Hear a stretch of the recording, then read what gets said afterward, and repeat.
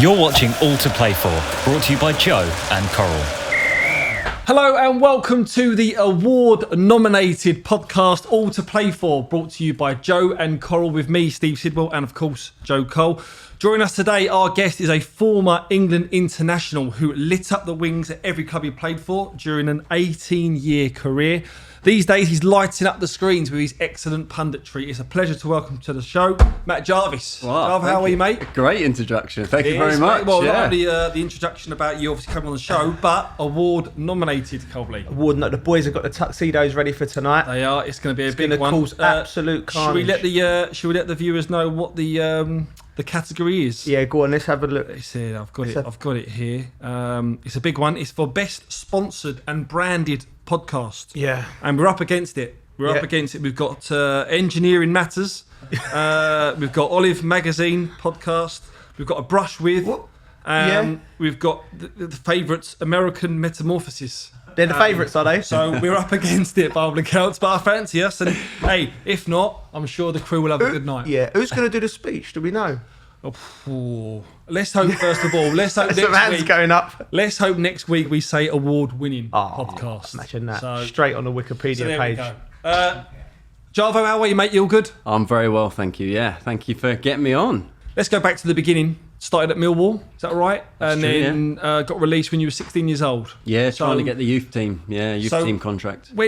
Let's go right to that point. So when that happened and you're getting released, is it a case of, is it something else to look into, or is it still a case of, right, we'll look to another club, football still to be honest, it was a tough one for me to get told you're not good enough at 16 is always going to be hard. But for me, I remember straight after it getting told, you walked out and there was a Gillingham scout and he was like, come straight in, we've got a game tomorrow, like I want you to come. And I was like, nah, like I just couldn't get my head around it. And then luckily for me, like he chased me for like a week, 2 weeks. And like eventually, because I was like, no, I'll just go and play with my mates, I'll do that. And then I went back to Gillingham, went on trial, played 4 or 5 games. I was useless. Honestly, I was. My head, like, confidence had gone, massive hit. Being a wide player, you thrive on just being confident and doing all that. I was useless, but they must have seen something.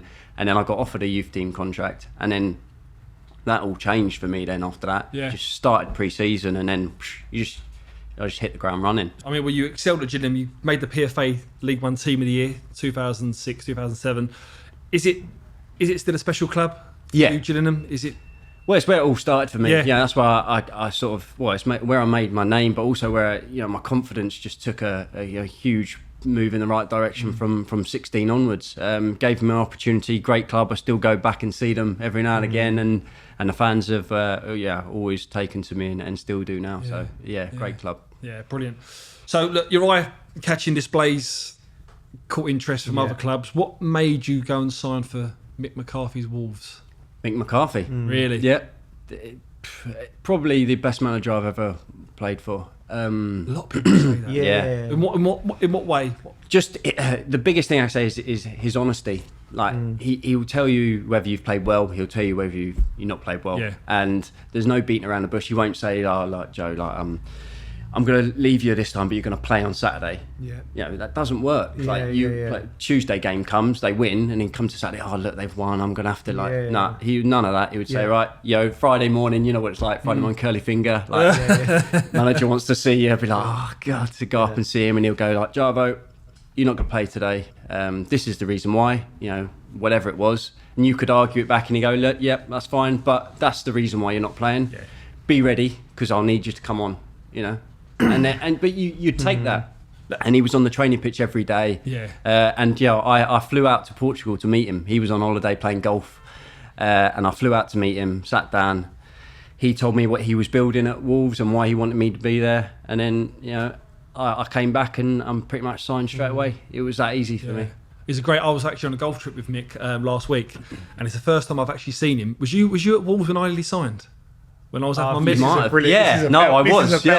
was. This is a great story. So, I don't know, have I got time to say this story? So I was at Villa at the time, and we was looking for a loan move to get out. It was January, so I've got the loan move. Spoke to Mick on the phone. I was like, Mick, listen, I'm going to do it. Let's go. And he said, right, okay. So we went to watch Wolves-Chelsea on the Friday night, and you guys won. You beat Chelsea 1-0 at Molineux. Guys were in for a warm down Saturday morning. I'm in there as well. Everyone's in there. All the lads. I knew a lot of lads anyway. Kevin Dorr and the lads I knew from Reading. So I'm in there in the physio room doing my medical, and I'm on the machine. All of a sudden, the agent's just popped his head in the door. And he's given it the old curly finger, he need a word. So I've gone, what's up? He goes, Fulham, want to sign you. So I go, all right, come on, what have you made contact yet? Sparky's called, Mark Hughes has called, he said, it's done. I was like, right, I said, let's get in the car quickly. And I said, let's phone him first, because I need to make sure if I'm driving down the M40, I'll give Mick my word. So we're in the car, speaking to Mark, he's gone, yeah, listen, get down here, it's all agreed, do the medical, which is fine, you fit. No problems. All of a sudden, this big shadow has just appeared next to the window, isn't it? And I just heard that on the window, and I've undone it about that much. And I've gone, all right.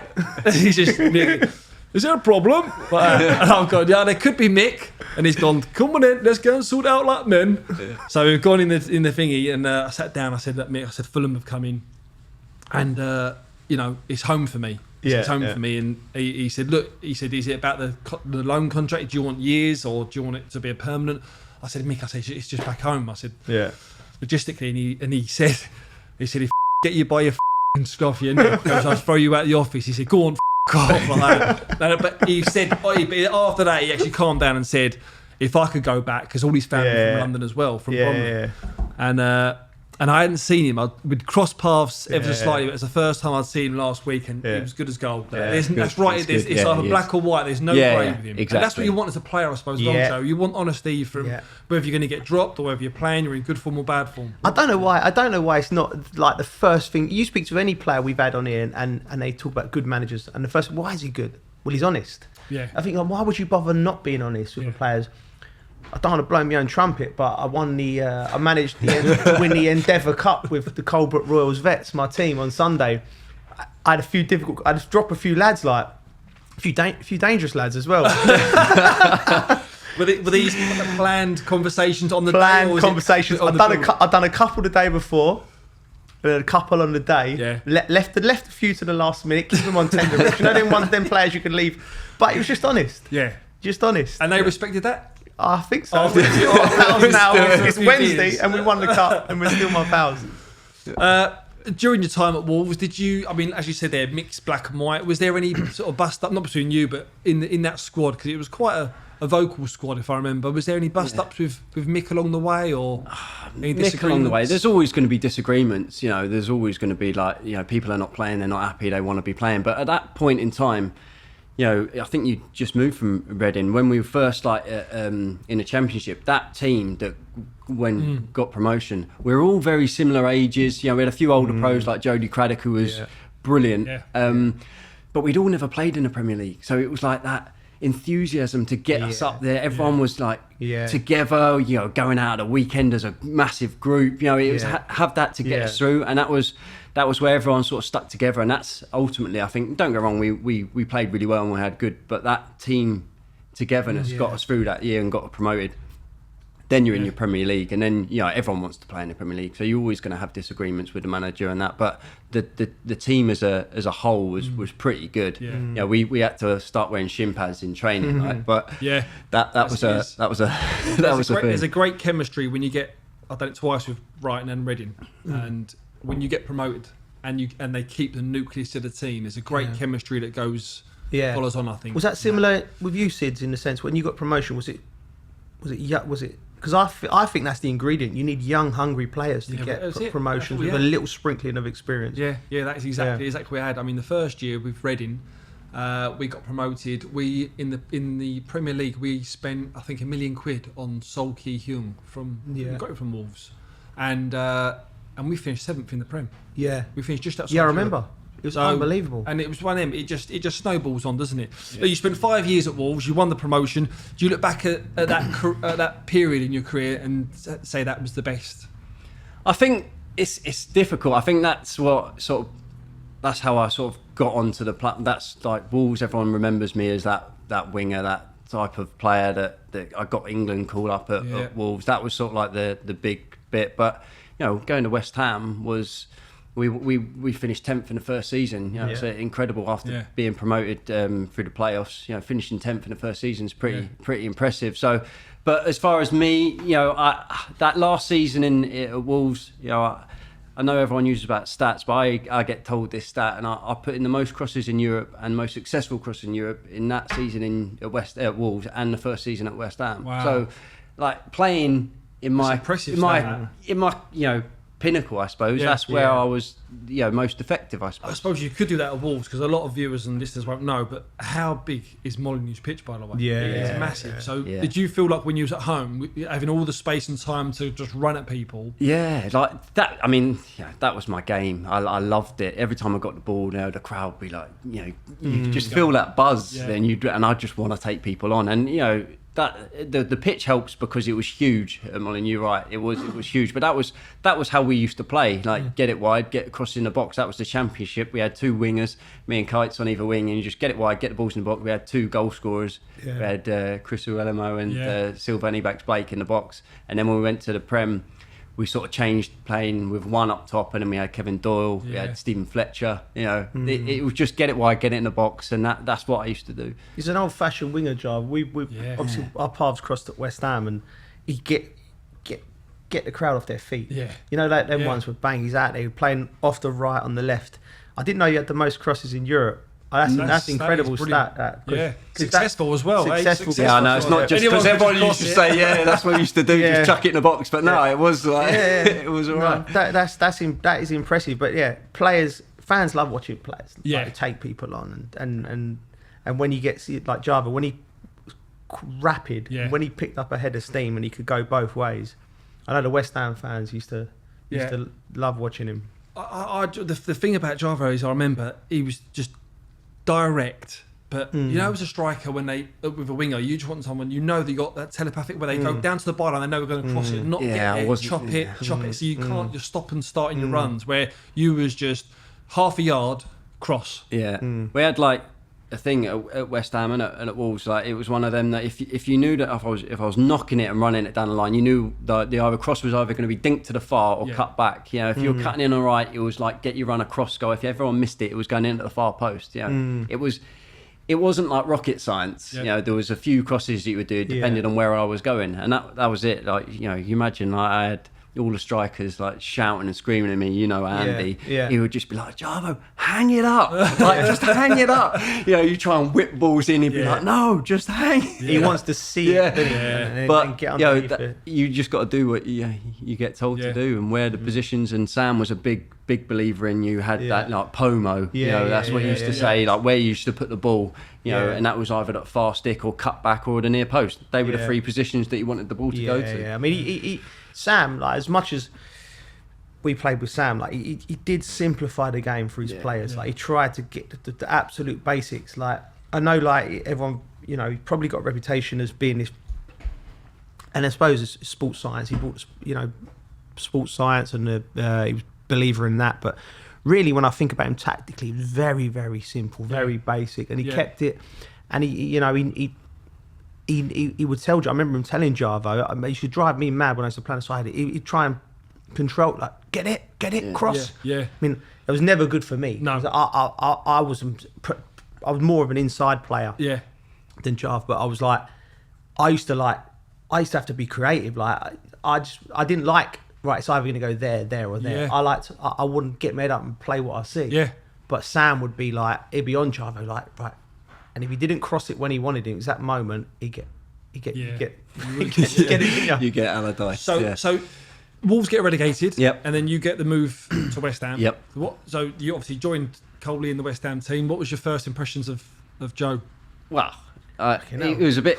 He came a bit later, actually. A few years later. But no, I say grew up. No, I played against Joe. I've seen all of his. It was great to come back, and when he come back and to enjoy watching him train, like his enthusiasm to play in the training sessions and the games at the end were a joke. You'd be one of them like the 5-0s at the end. You'd want him in your team because every time you get the ball, you just try and take everyone on, score goals. He just that was just that's sort of my first sort of things of training of watching Joe was a joke. He like his enthusiasm for it. You had some real characters in that West Ham team, didn't you? You had Kevin Nolan, obviously Noble was there, Ginge. Yeah. Did you feel like there was they always feel, whenever you speak to a West Ham player, it always feels like they love it. There's always a togetherness in that dressing room. That's the biggest thing, I think. It's the changing room, like a group of lads. I think it can't have been long when you came and we had a trip to Dubai. Yeah. Because them trips get the team. That's bonding I know there's sessions. A story coming from a but like them sort of trips make it. But that's what it was like on a day to day. Is this under Sam as well? Yeah. So I mean, he must have been pretty loose to go. Listen, you've done your training, you've earned a night out. Was there plenty of nights out? He didn't stay at the same hotel as us. Did you not? No. Mate, didn't see him. Like, I don't know how he got it. He put you in the riffraff, and he's gone. He was in the birch. Like he was no joke. I don't know how he got it through with the board. Like it was like because like I said, I'd left West Ham at 21. I'd had 10 years away, and then I'd come back. Right, and in them 10 years, I've been 7-8 years at Chelsea, year at Liverpool, year at Lille, right? So all of them clubs were Champions League or Europa League. Yeah. Like expected to win things, right? So then I come back to West Ham, and you had to change your mindset because it was like it's a relegation battle we was coming into when I come in at the time. And I was thinking, right, first thing Sam said to me, we're going to Dubai in February for warm weather training. And I was like, all right, so this sports science thing he's talking about, this is true. Like he's on it. Like we're going to get the warm weather training in. There's going to be like, did not see him for a week. He was just toes were dipped in the beach, whatever he was doing. We did no training. No way. And I thought, this is not good. We got a relegation battle. Yeah. Like don't like what you said. But then we come back from it, and just by giving the lads that week break, we had a few nights out. Tell a lie, there was maybe 1 or 2 sessions. I don't even think Sam was there, but it wasn't. One of the sessions was walk along the beach in our training kit. And you're in a relegation. And like, but what I would say is, it galvanised. Yeah. You know, just like he knew, like he was, not a lot of managers would be brave enough to do that. They'd be on there like working on shape or fitness. He knew that probably the lads needed a bit of a breather, didn't he? I think it brings everyone together, not just like the British lads. It brought the whole squad. Yeah. And everyone joined in, you know, and we did it every year that he was there. Yeah. And I don't think, I'll have to double check it, but I don't think we lost a game when we come back. As in like that next game, it was like you can't lose that game. Like, you had to get a result, otherwise the following year you were never going to get that. And we didn't. And we that trip it did wonders for team spirit. And that literally, them trips are literally, as you say, minimal training. It's more sort of change of scenery. Boys, there was a lot of other clubs out there doing a lot of training. Go and enjoy. Obviously, there's other clubs training, working hard, but you're just on the beach. 18 to 30, it was ridiculous. I was like, I was like, what? Am I still a footballer here? I'm like, it was, like I said, meet up, have a walk on the beach, but it worked. And Sam's record at keeping teams up, you know, because you need that to get in a relegation battle. 80% of the games, we've all played in them, you don't have the ball, do you? So you need to be concentrated, you need to be dogged, you need to be together, you need to rely on like defensively. So that actually becomes more important, that togetherness, and also giving the lads a breather. Because if by February you're not match fit, what you've been doing all season, you're not going to be fit. So you just give the lads a breather, change the scenery, and it worked. But I still to this day don't know how he gets it through with all of the owners of the club. Well, he won't now. Yeah. Exactly. Any fun stories from Dubai? Any players missing the bus? Or no. Didn't you have to do like some media? Did you have to go on and do a game when you were out there? I'm sure you were on the screen. I had to go and do some media. Yeah, there was a little bit of media, but that was probably we were all sat in the bar. Yeah, everyone's in the bar, and I was doing something for the club. But no, I like that. We just had some good nights out. There was boats involved, and I'm sure, wasn't it the last boat parties? I'm sure there was the one thing. There was I don't know if it was the same trip, but it was the last day. We were all dressed to go down for training. I think it was like 3:30. Yeah, and so we all had to meet in reception, ready to go. And then Sam brought us all into like the foyer bit, a bit to the side, and he got us all together and go, right, lads, what we're going to do is we're going to go back upstairs. Yeah. We're all going to get changed. Yeah. We're all going to put the kit, in Pete's room and Jamo's room, and then we're going to meet downstairs at 4:00 in the bar, and we're just going to have a drink and pizza, and we're all going to stay there together because we were leaving the next morning at 7 in the morning, and that was it. Yeah. Like everyone was buzzing, straight upstairs, kit, laundry room, that was it, downstairs. And everyone stayed, pizza, beer all night. Like, getting on a bus the next day was like... everyone's in the same boat. But everyone was buzzing. And it was just that turnaround from like, we're all going training, we're going home the next day, to then, that was it. It was great. That was carnage that night. We had one just quickly with Stoke. Everyone goes to Dubai for warm weather, don't they? Because when I was at Stoke, Hoofy was in a bad way, Robert Hoof. And the next day's training, only kind of light 5-a-sides, but it was the older ones could pick the teams. So like 4 or 5 captains. So Hoofy just picked all the youngsters, basically. Yeah. So obviously he's still probably half pissed. Yeah. And he's got all the young ones running around, just ratting. And no one obviously knew we had been out, like in terms of staff. So Sparky came around, Mark Hughes, and he was like, we was on the sideline. He's gone to us. He's experienced, isn't he? He's clever. He knows what he's doing in terms of like picking his own team for them to just go and do all the running around. That's clever, that.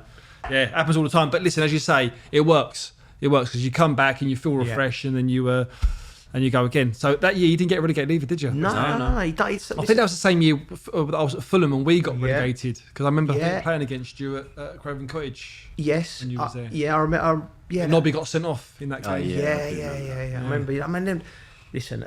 They weren't after Dubai though. So. No. We're not definitely not. For relegation, like I said, I'm lucky. I had a broad spectrum in my career. Like, you get to see the top end, and you'll see the relegation battles. Playing in a relegation battle is so much more pressure than playing at the top end of the table. In my opinion, I'm like, because I know when I'm playing for Chelsea or Lille or Liverpool, and we're going to win things, you're gonna have the ball. If you got the ball, you're in control. When you was playing for West Ham, I found it so difficult because Sam would almost concede possession to the other team, and it'll be like, we'd only want to make 3 or 4 passes, get it to Jarvis, get the cross in, and I'll be like, let's enjoy the ball a little bit. But it's, I found it tough. But before we move on with West Ham, you went there for a big sum of money. Did you feel pressure? Yeah. When you went there for that? Yeah, I think whenever you go anywhere and your club record signing, it's difficult. The expectation level grows, but luckily for me, Andy come and signed the following year, and it was out of my hands. So he took the mantle. But there's always pressure. Andy Carroll. There's always pressure, and the West Ham fans are so passionate. And although I had a good season and we finished 10th, there's still you want to be the best player on the pitch every week. When everyone says your club record sign, that does bring a lot of pressure, but. As I said, it was only for the season. Trust me, I've seen a lot of players come in for big money at West Ham and really struggle because the fans are demanding. Yeah. West Ham fans are demanding, especially at Upton Park where it was so tight. Honest bunch, and they're great fans, but they were demanding. So Jarvis done well to hold that mantle. When Andy come in, Andy was like, come straight from Liverpool, and he was huge. And you can't miss him, can you, with the hair and the size? And he took a lot of the pressure off the team. Yeah. And he was the focal point for everything Sam wanted. Big number 9, bang. But Jarvis done great. When Andy Carroll signed, did you think this is perfect for me? Well, is it for in your game in terms of crosses? Yeah. Well, funny enough, when I signed, I saw Sam, not long after I'd signed, and just at training, I come straight to the training ground, and he was like, I've got someone for you, and I was like, and Andy, he said, I'm getting Andy on loan. This was on loan stuff, and he was like, you'd put the most crosses in. He'd done the most headers from crosses in, I think it was in the league or in Europe. And I was like, this is just the perfect combination. Yeah. And we didn't get to play that often, unfortunately. But whenever we did, like I said, he would just like, you just had to put it in an area for him because he was like a battering ram and just come and just take everyone out of the way. He had a lot more. I know he's still playing the big man and that, but he's a lot more quality than people give him credit. Do you know what I mean? He with the ball, he's a good finisher. Yeah, and I always felt with him. I mean, he's my pal. I speak to him, but I felt with him like you'd want to slow his whole game down. He's one of them players I'd like to have coached because he's so committed. You see him in training, he'd fly into or in the game, he'd jump for balls that he'd no right to win, and he'd get injured.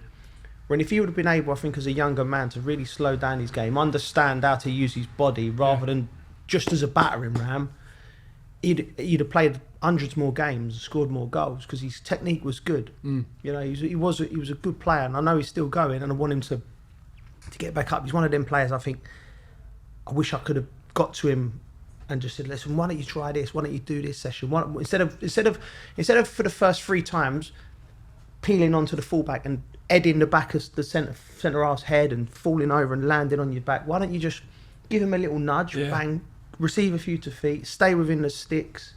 You know, I think I think the big man when his career finishes, I think he'll be frustrated because of the amount of injuries he's had. But he was a real talented footballer. Right, let's go to what really happened. We want to go back to a moment in your career. We want to find out more about it. We want to go back to 2011. You brought it up earlier on, and it was when you got called up for England. So tell us, you was playing at Wolves at the time. Just tell us, how did you find out about the news? We played Villa the day before. On the Saturday, early kickoff, and we won 1-0. I scored, and I went home because it was the early kickoff. So I went back down south after the game. I come back up the Sunday evening. Just got through the door, and I got a text message, and it was like, from the FA, you know, you've been selected for England, and you always like, someone winding me up here. I know it's happened before, you know. So about a minute later, I then get a call, and it was from someone at the FA saying, "Yeah, like you have been called up." Who was it, Jarvo? I honestly, off the top of my head now, I was so like in shock. I ain't got a clue who it was. Can I just say, like, Capello was in charge? Yeah, like, and you know, we know that not a big admirer of what he'd done with England, but if you're getting called up for England, right? Yeah, I know. You want the manager, right? You got one of the only jobs you've got to do is a fresh player come to the squad. You want the manager calling you, saying, "Listen, Matt, blah blah blah. You know, you've done a great season. I'm really looking forward to working with you. I've watched you." You know, straight away, you get a secretary ringing you, telling you it's nonsense. Like, anyway, that's my rank. So that's fine. That's why me up, that is. But yeah, so it was just like, you know, you've been called up. They're gonna, you know, it's gonna be on Sky Sports News in half an hour, 40 minutes, whatever you want to tell anyone. You know, bring passport, blah blah blah blah. So I was like, just absolutely, like, it was amazing. You know, my wife was there next to me, just in the kitchen, just buzzing, and then like calling my family, calling my brother. She was calling her family, and I just couldn't get hold of my mum and dad. You know, like calling a mobile, calling my, you know, both mobiles, both the landline, nothing. And I spoke to my brother. I was like, where are they? Yeah. And he was like, oh, you have to just try, because where they were, you used to walk up to like an Indian at the end of their road.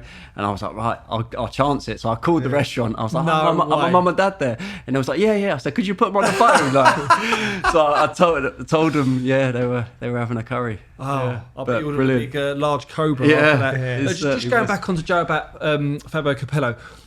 There obviously wasn't that intimate phone call to say well done. No. When you first got to the training ground, or the base, what was his first? So he didn't. When I first walked into the door, like, he was there, and he come up and he just shook my hand and he goes, "Oh, you know, are you pleased to be here?" Was like his first sort of thing, and I was like, "Yeah, I'm delighted." And he said, "You were close, but that goal against Villa got you in the England squad." And I was like, "Oh, right."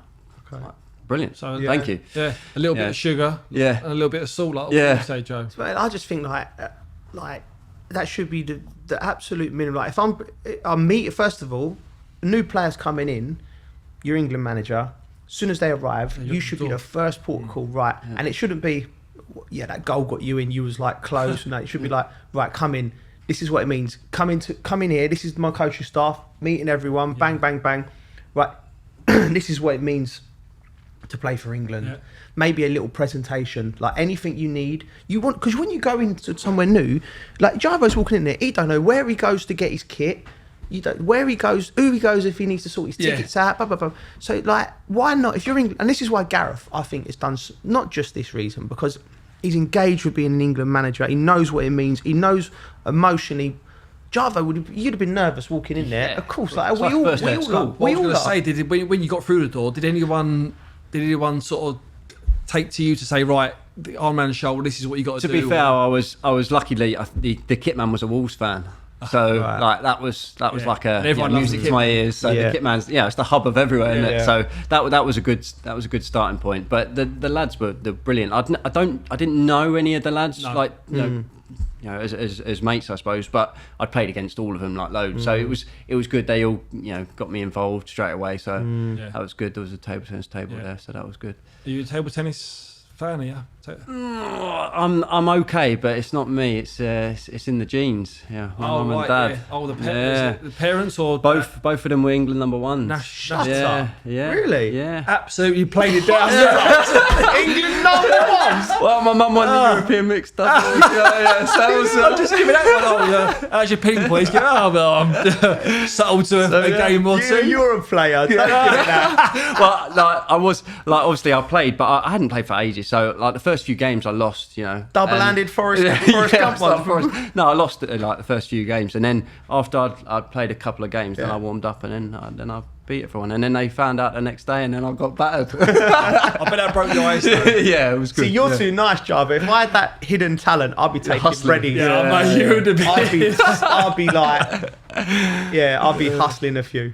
Look, you said you was nervous going into the squad. There was more on it because you was the first Wolves player since Steve Ball as well. Yeah. So, again, you spoke about pressure there, but did that add another dimension to it at all, or is it just a case of, listen, it's England, it's huge pressure anyway? Yeah, I didn't feel any pressure on regards to anything else other than me playing for England. Yeah. It was, it's a dream come true. You that's what you dream about as a kid to go and play for your country, and to get that opportunity. I remember just standing, because the first game was against Wales, and I wasn't involved in that, and we played Ghana at Wembley. And I remember, I was on the bench, and I just remember after the second half, once the second half started, I was up. I was if I was on the bench, I was up. I was running up and down the touchline and just constantly just looking back, come on. And then you get that wave. And then I just sprinted back, and then you're getting changed. They're trying to show you tactics. You're trying to concentrate. All you're thinking is, just get me on that pitch. And that's brilliant. There's just nothing better than that. People don't appreciate, because they see you as a footballer, and that moment there, that's from when you're 7, 8, 9 years of old. You've been dreaming about that moment. Right, regardless, you've got to go on and do a job, you've got to play, and you've got to be focused. But you wouldn't be human unless there's a little bit of part of you that goes, wow, this is England, this is Wembley. I remember literally walking on the pitch going, that's it, I've done it, I've played. No one can take this away from me. I've played for my country. But then, I know it's cliche, but then you're in the game, you're just back to playing football, and you're trying and get a touch as quickly as you possibly can, and I had a good touch, pass it back, and then you get involved in the game, and then you obviously realise you're still playing for England. You're on the pitch. You're just playing football, and you're doing what you've done every single day. Amazing. So, but still amazing. You only got one cap. Is that right? Yeah. One cap, obviously more than many others, including myself. But why do you think that was? Why do you think you never? Unfortunately, there was just so many talented wide players at the time. You look at that squad. At the time you had Aaron Lennon, Theo Wilcott, Stuart Downing, Ashley Young. There was so many that were playing in that position, and I think I was close. I was in the preliminary squads for the other games after that, but unfortunately, didn't because I was still playing week in, week out in the Premier League and still doing well, but the competition for places is too good. Yeah. Tough, yeah. Well, I mean, listen, you've done it, played for your country. No one can take that away from you. Towards the end of your career, you have a short spell at Norwich, which goes permanently in 2015. It was a bit of a injury hit. Was that when the injuries really started to occur more? Yeah, unfortunately, I went to Norwich on loan. Had an unbelievable start there. Scored on my debut. We won 3-1. Scored on my second game in the cup. Yeah. Played about 8 or 9 games. Played really well. The team was flying, and then I decided to go into a tackle that I'd never normally go into any tackles, you know me. Yeah. And I block tackled Yaya Toure, and that ain't a good idea, geez. Well, funnily enough, the ball bounced and I went into tackle with Sanya. So I was, so I'd done my knee, and then I'd done my medial, and it was like the deep fibre, and they were like, scan shows this, you'll be out for 9-10 weeks. So I was out for 9-10 weeks, got back playing, and my knee was never the same. It was so sore, and I then in the end, in the pre-season, was like, I just can't do it anymore. So I had the operation, and then they saw that my medial wasn't really attached properly, so I had to have the surgery. Got back, first training session I got back, I smashed my ankle in training, but because I was desperate to get back, I carried on. Scans, jabs, had all sorts of jabs. In the end, again, struggled through, and then had operation, and found out that basically my cartilage on the scan was like that, but as soon as you touched it, when I went in and touched it, it all fell off. So I had like 2 centimeters by 2 centimeters where there was like no cartilage on, so I had to have a microfracture of my ankle, which I was, going under the knife. I was supposed to be out for about 3 or 4 weeks. It was about 9.5 months. And then getting, basically like through that I picked up IT band, friction syndrome, because your mechanics move, you change, you start walking differently, you run differently. I picked up so many little muscle injuries, just getting back to that last little bit. But it was very difficult. But during that time, what impact did that have like mentally? Because we've all been players, but it's hard being out for however long, but that was hard routine. Yeah, I think for me that the biggest thing was like it was the pain. Like I was in pain every day, like walking down the road, like I couldn't do it. I was sore. But I was like, so my wife and I, we just had our first son, like our son, so we made a sort of a decision as parents that it would be better for me to concentrate on rehab and be there. So my wife moved back down south to have a bit of help with little one, and so I was giving everything to get myself fit, and that was like hard to miss out on a lot of him. Like she come up and back, but I missed out on a lot of that. But I was concentrating, and then you go into training as much as like, the lads go out and train, and then they come back in, they're in for a bit, and then they go. Like when you're injured, you're in before. The gym. Where's the gym? It looks out over the pitch. You're watching everyone train. You're then like coming. You're there in the afternoons doing the gym sessions. You're on the bikes. I was fortunate that. Well, not for them, but they were on. I had 2 other players, or one in particular that had. He's Louis Thompson. He snapped his Achilles twice. He's had his operation twice, so he was with me the whole time I was injured. So one day he was like having a bad day, I would try and pick him up. When I was having a bad day, he'd pick me up. But they're tough days. They are tough days. And would you say, whether you knew it then at the time or looking back now, did you go through a phase of depression? I think depression's a hard word. Definitely dark days, tough times. As I mentioned about the pain, I used to some days like I go back on my own, sit on the sofa, have a little cry to myself, just because it's hard. You're getting battered from press, you're getting battered from fans because you're not playing, you're injured again, you're doing this, but they don't see the other side of the game, that regardless of like family and son and everything else that goes on. I'm in training every single day. Like 6 out of 7 days I was in doing everything, grafting, doing everything I possibly could, and still couldn't sort of get over the line. And that's hard to take. It is tough. It is tough. Look, you speak really well, and even when you was playing, the taboo subjects in football about depression and gay players about coming out and openly being in the professional ranks. Do you both think football is still stuck in its ways, or do you think it's slowly moving in the right direction? Just listening to Jar talk about the injuries and that, I can relate to him. I had long-term injuries, and I was never the same path and that. And you do have dark days, because at the end of the day, you can't, as much as nobody. Footballers were in a privileged position, and I for one really appreciated everything I got out of the game, but to not be able to do it, it hurts you, and it burns you. When you and Jarvis was one of the hardest working footballers and the most professional, and if he couldn't get back fit and doing everything, I have no doubt in my mind he would have been doing everything he could. He was in West Ham, he was in the gym all the time, professional, lived right. And it's just horrible, mate, innit, when you can't. It was, and people don't see that, and it is obviously bigger things in the world, but but football's, like I said, because of people talking like Jarv, like other players, I think people are appreciating it a little bit more, and there's a little bit more support for on all sides of aspects, whether it's young players coming out the game being told they're not wanted, whether it's players with long-term injuries and having mental problems behind that, whether it's, like you said, all sorts of things. There's a bit more understanding, so I think we're all moving in the right direction. Good. Well, look, you've played in the Premier League. It's for me the best league in the world. So, right, talking of Premier League, let's talk Man City, Liverpool. They're basically going neck and neck, aren't they? Yeah. Where's it going to go? Are they going to go to the wire? Is someone going to slip up? Is their points going to be dropped? My feeling is it will go to the wire. I think they can still both slip up because of the quality of the Premier League. But like I said, these two teams, pardon me, watching Manchester City last night and the way that they played, I was just like, it's just absolute elite football at the best. Yeah. Like, it's unbelievable. Like watching a FIFA, like a game, isn't it? It's the best game of football I've seen in a long time. It's enjoyable. Real Madrid played their part as well. You know, I personally didn't believe that team had that performance in them. Real Madrid, dogged, quality.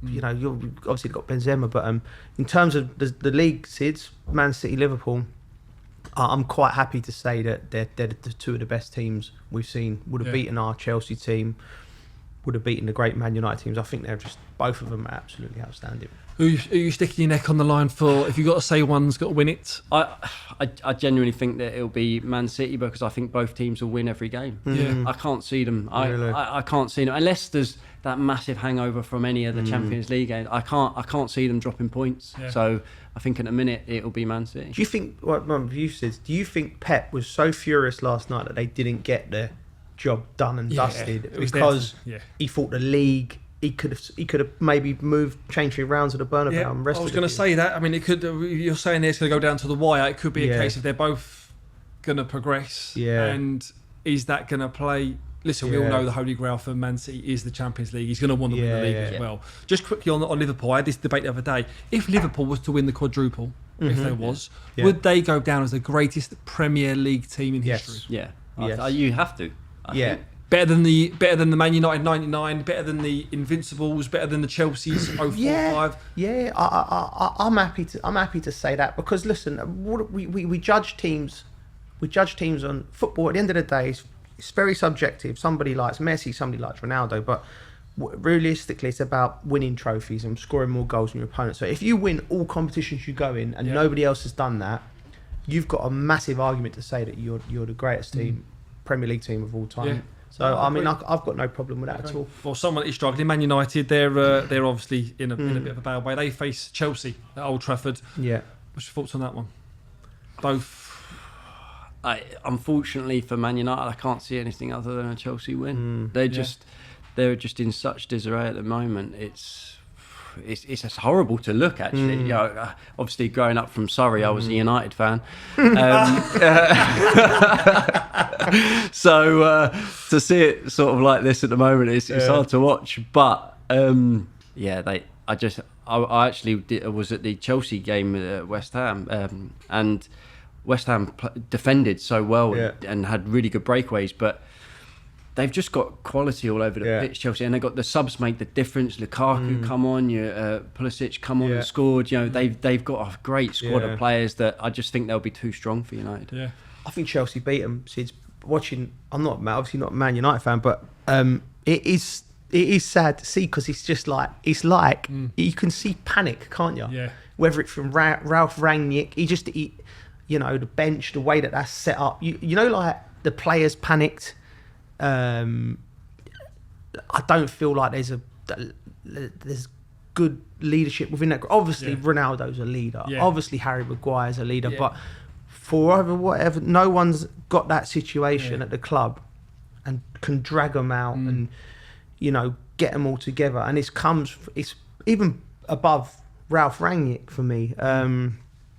Ed Woodward's left now, and they got Murta in, but the whole club just looks completely in disarray. And I'm, time will tell, but I'm not sure just changing another coach it will help to a certain degree, but the problems are so much ingrained in there the last 10 years, and it's a cautionary tale, I think, for when Alex Ferguson left 12 years ago, of how not to run a football club, how there was like no preparation.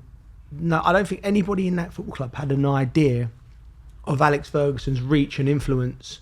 So that you can never replace him, but when there should have been a period of time before he left, and I'll be surprised if this happened, where a group of people, directors, maybe a technical director, spoke to Alex Ferguson, shadowed him every day. Like, because he would have been on top of things that people don't even realise he was on top of. Yeah. That all of a sudden that erodes away over the years, goes by. That erodes away, the whole thing crumbles, and you end up where they are now, where massively. The financial model, I don't think sustainable. The place is in disarray, and nobody at the club can really plant their feet and go, right, I can see where we're going now. I can see it, and it's tough for Manchester United. Well, one club that has turned it around, Newcastle, they host Liverpool in the early kick-off Saturday. We've backed Liverpool over Eddie Howe. The job that he's done up to 9th in the Premier League. Can you see an upset? Can you see Newcastle pulling one off over Liverpool? I wouldn't put my money on it. I wouldn't back it. But out of all of the teams there, an Eddie Howe's team's going to be organised. Yeah. The shackles will be off as well. Liverpool are outstanding, but we'll just go back to this. I know we've been a big fan of Eddie, haven't we? I mean, when he come in, there was a lot of questions. It seems like forever ago people were even considering them for relegation. Do you know what I mean? But I think that was the best appointment that they could have made. And also Dan Ashworth, I don't know what his situation is, but if he's up there, that's another smart appointment by Newcastle. And they look like a club. It's so exciting for Newcastle fans. The next 10 years, they're going to go on a glorious ride together. Yeah, no, totally agree. Let's give you some Coral odds. If you think Chelsea will beat United 1-0 and Lukaku will be the goal scorer, Coral will give you odds of 25 to 1. Just down below, Newcastle to pull off a 2-0 home victory. That's an incredible 50 to 1. Yeah. Which is where it is. So there's your Coral odds. Right, the Super Series. We love a Super Series. How are we doing? Do you know what? I don't know where we are. It's 13-13. It's 13-13. It is on the sheet. That's close. It's getting close. So it's West Ham. Record. It's West Ham versus Arsenal is the pick of the Super Series. Big game for both clubs. I'm going to ask you both 4 questions. Go on, you go first, Jarvis. Okay. I need to win this. So it's West Ham versus Arsenal. This is after the Europa League, though, isn't it? It's at West Ham. Okay. But I know he don't want to knock back against West Ham. I know he don't. It's West Ham v Arsenal. Right, here we go. Who will win the match? Close. I know it's close. I think it's just because it's the Europa League. If all goes well for West Ham Europa League, there's that hangover from that. But Arsenal, I'm going to go a draw. I want West Ham to win, but I'm going to go Arsenal. For the same reason Jarvis said. Yep. I think the club is so focused on Europa League now. They have to be. Yeah. Who will score the first goal? I'll go first. Martinelli. Yep. Yeah. I'll go. Saka's injured, right? He come off. Yeah. Touch and go. Shouldn't have said that. I was like such a You can say no one if you think it's a 0-0 draw. Yeah. No, I don't. There'll be goals in that, I'm sure. I'll tell you what. I'll chuck it out there, and I will say. This is meant to be quick fire. Ben Rama. Right. Okay. Quick fire. These ones. How many corners will there be? Joe Cole special. No, 8. 8 corners. 10. 10 corners. Oof. How many players will be carded? How many cards in the game? I'll go first then. Sure. I'll go 4. 4. 5. I think it'd be quite naughty, a little London derby. Thanks for that quick fire. People at home, remember, as ever, you can play along. Just head over to coral.co.uk. Answer the questions correctly to win cash prizes, but please gamble responsibly. Right, the All To Play For live event for our final show of the series. We're going to be doing a live recording in a pub. It's not going to be in the morning. It's going to be in the evening, so we can have a tipple as well if you want. And it's going to be done in front of a live audience, and we want you to be a part of it. The evening will be Tuesday the 24th of May. A link in the description will be given for more details how to get involved. We've got some top class guests. Don't give any away, Joe. We've got some great surprises. And again, look, we want you to get involved. So we'll be putting up on our socials as well the location. It's going to be in a nice, friendly pub, great atmosphere, and it's going to be a great show. 24th of May, get yourself booked in. That's all we've got time for. Jarvo, listen, thanks ever so much for coming on. It's been an absolute pleasure. Just quickly before we go, what's the plans? What are you up to? Obviously, I know doing the media work. Yeah, just continuing to do media. I'm enjoying that side of things. So coming on with you boys. Yeah, brilliant. I'll be seeing you next week. You have been listening to the award-nominating podcast All To Play For, brought to you by Joe and Coral. Next week we're going to be saying the Oscar-nominated. See you next week. You've been watching All To Play For, brought to you by Joe and Coral.